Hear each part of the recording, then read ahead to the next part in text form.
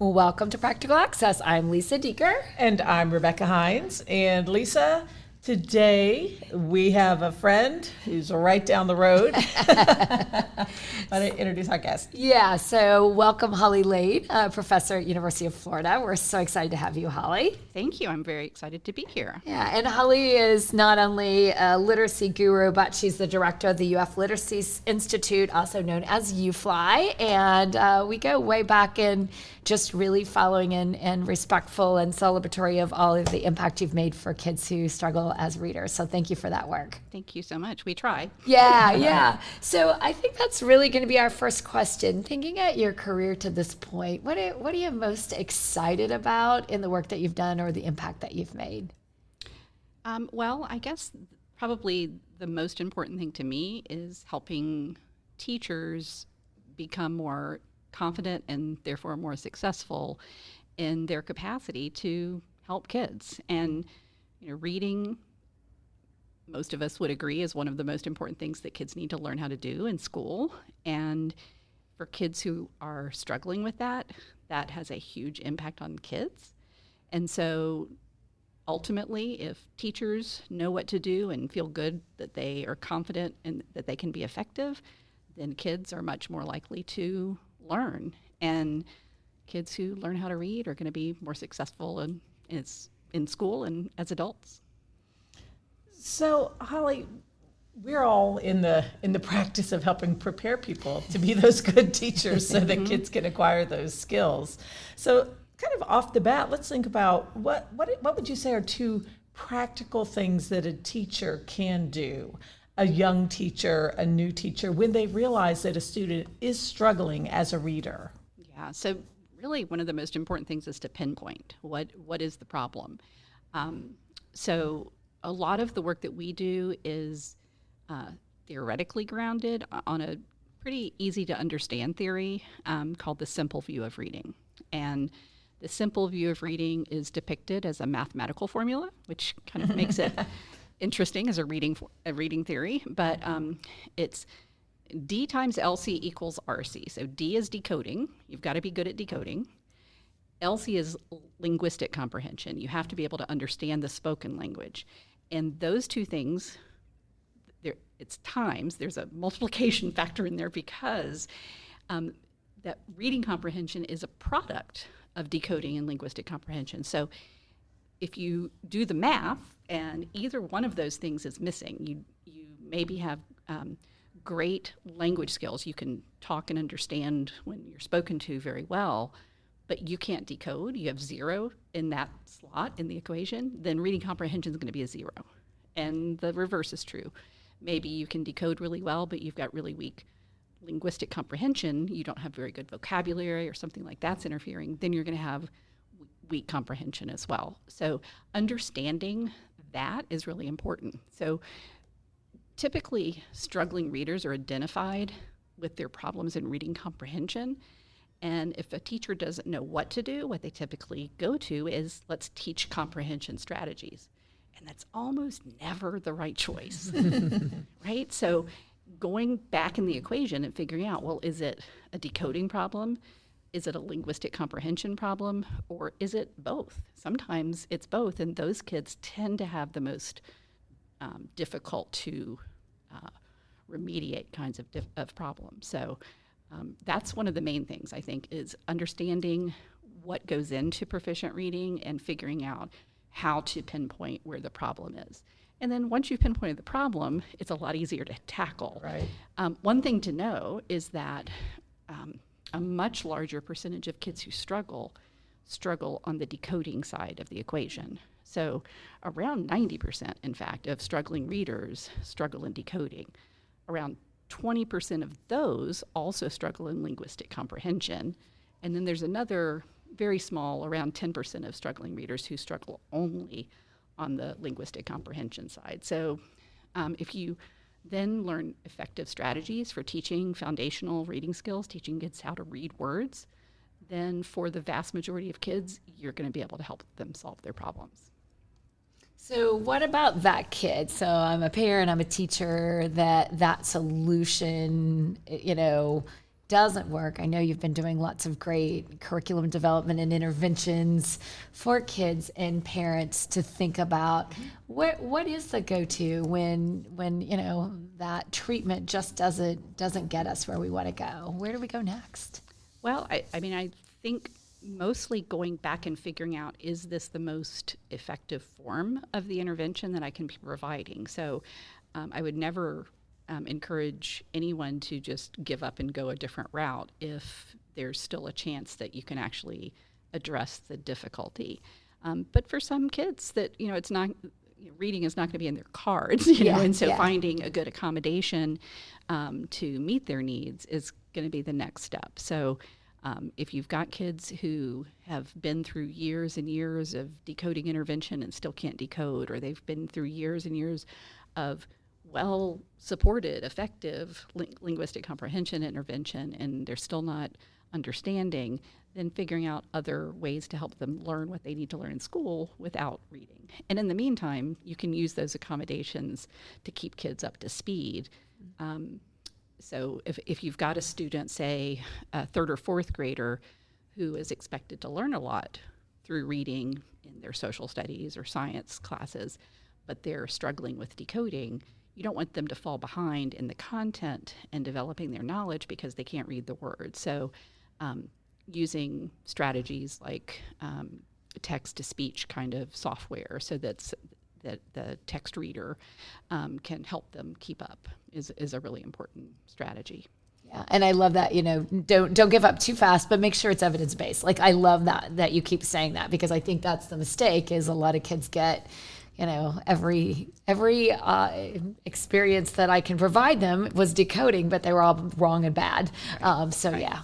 And I would also say, don't get hung up on a program. Yeah. There are some programs that I hear, you know, the parent is demanding that you use this program. Well, there isn't a magic, you know, key to solving the problem in one particular program.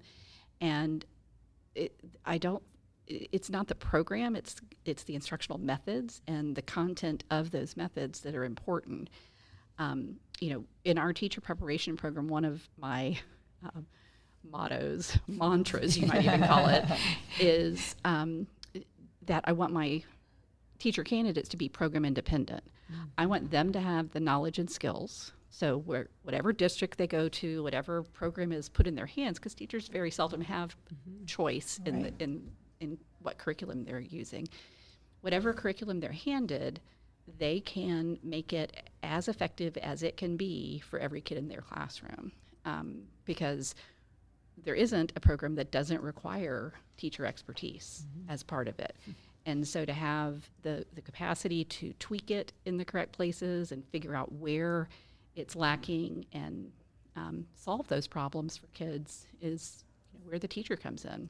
Right. And, you know, that's so true, that we don't know what program anyone is going to have out there, or if they're even going to have a specific program in some cases. In a lot of cases. Yeah. So can you break it down to just one simple, and I am going to go with decoding, Lisa. So 90% of the students who struggle have decoding issues. And I'm a teacher who, I haven't looked at the reading stuff in a bit.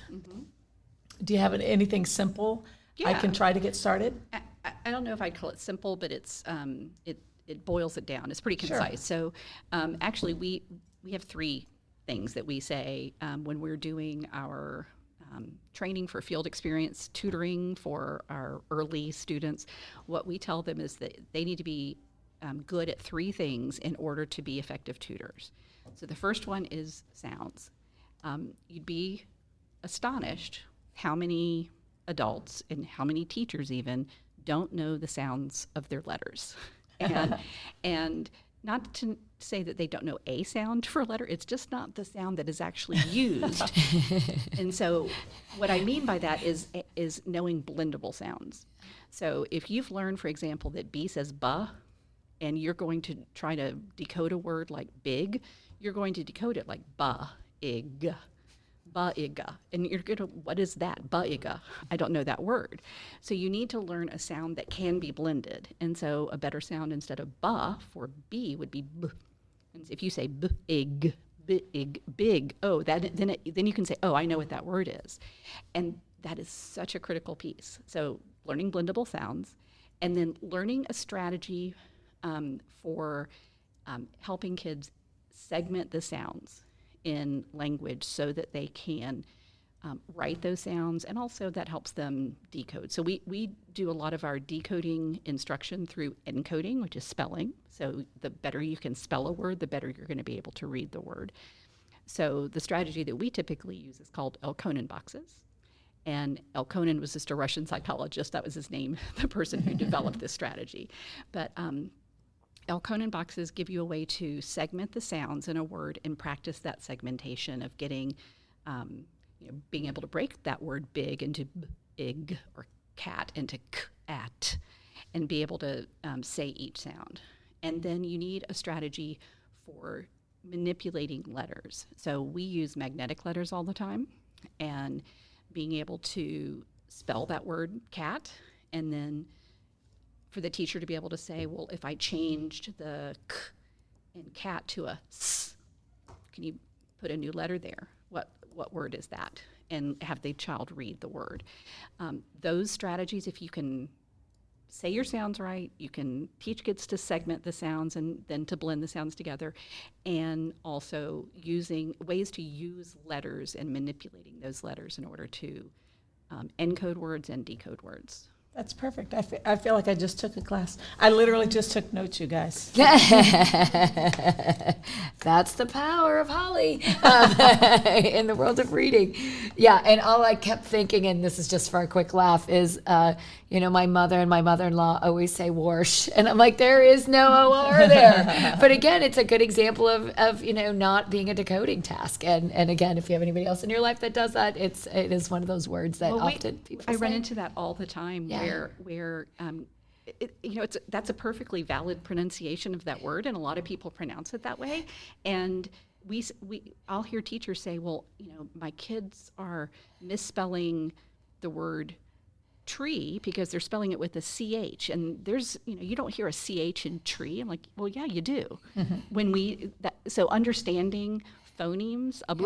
This is a really crazy thing, is that when teachers define the word phoneme, they think of it as the smallest unit of sound in language. But when linguists, the people who actually study phonemes, define phoneme, they say, yes, it is the smallest unit of sound, but it's also the physical act used to produce that sound. And when you're producing a sound like a T followed by an R, you do the things with your lips. You're rounding your lips into basically a CH. And when I'm hearing teachers tell kids, no, you're saying it wrong. No, they're saying it like most people say it, And so we really need to be aware of that dialectical differences, accent differences are just differences, and they're all okay. But that's a really a common thing that kids and teachers run into, is just they're pronouncing things differently, and they need to figure out how to connect that phoneme, that sound, with the grapheme or the letters in the word. And if they say it differently, then that's what they're connecting. Yeah, that's fun. So fast forward, 50, 100 years, somewhere in there. I'll let you decide where. Thinking about all the work you've done and your vision, and I know the hard work you're still doing in your center, what do you hope it looks like for the reading teacher of the future? Well, one of the things that I'm on a mission to do is to improve teacher preparation in reading. I feel like most teachers feel like I felt, which is I didn't learn how to teach reading in my teacher preparation program. And unfortunately, that's not just common. It's the vast majority of teachers feel that way. I thought it was me. It was years before I realized that I was not the exception. I was the rule. And so making sure that teachers, while they're preparing to be teachers, learn the science of reading. And the science of reading includes content from linguistics and understanding, phonology and phonetics, but also understanding syntax and semantics. And that's the content of reading instruction. So learning linguistics, but also knowing the psychology, the cognitive psychology about learning, and understanding the neuroscience, what's going on in the brain. They don't have to become brain scientists, but they need to understand that we do know a lot about what's going on in the brain when we're reading. And so having that background beyond just the pedagogy from education research, understanding the research from this whole big body of science about reading is, I think, critical. And so if teacher preparation programs can include that, that alone will make so much bigger of a dent in the reading problem that we have than any new curriculum or anything else could do, making sure that teachers know what they need to know to be successful. All right. Well, thank you so much for joining us, Holly. We appreciate it. Sure. And if you have any questions, you can tweet us at Access Practical, or you can post them on our Facebook page. Thank you again, Holly. Thank you. It's been my Thank you. pleasure.